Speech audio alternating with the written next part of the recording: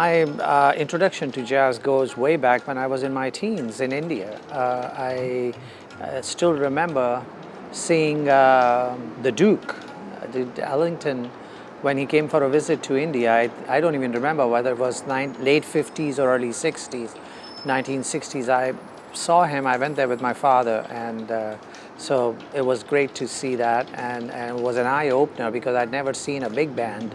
Not only I had not heard the big band sound, but I didn't even know that there was a big band sound ever, or there was something called jazz with an orchestral formation like the big band. So that was a new thing for me. And then after that, I remember like mid-60s or something, my father brought me some records from America when he was traveling with Ravi Shankar.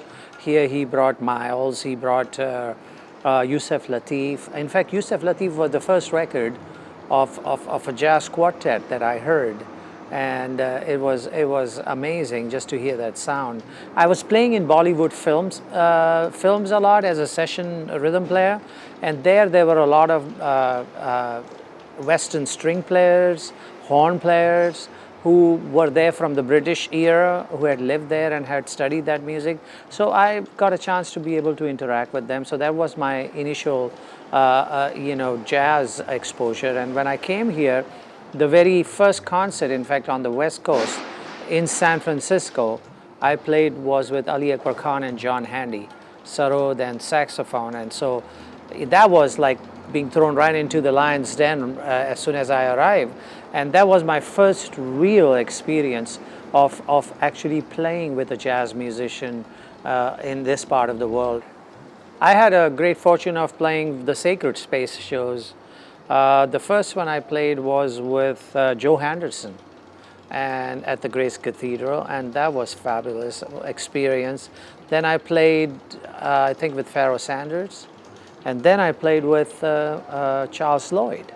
So all my Sacred Space experiences were with horn players, with saxophonists, and so that was interesting.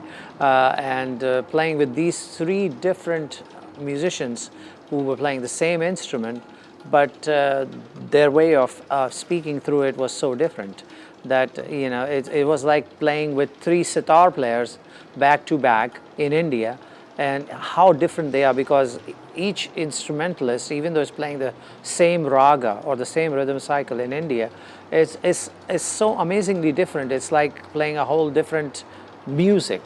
So and seeing the same parallel in jazz was a great eye opener.